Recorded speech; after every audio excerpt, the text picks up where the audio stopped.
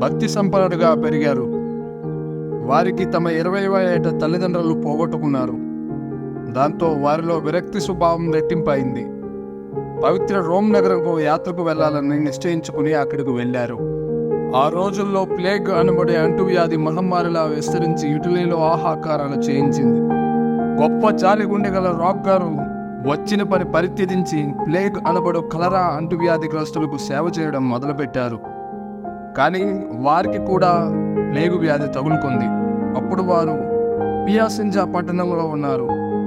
వారు తన ప్రార్థనా బలంతో పుంజుకుని ఆరోగ్యవంతులయ్యారు.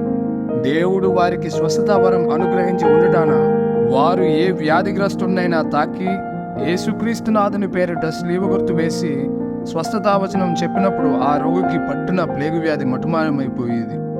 ఆ విధంగా వారు ఆరోగ్యనాథుడిగా ప్రసిద్ధికెక్కారు. వారు అనేక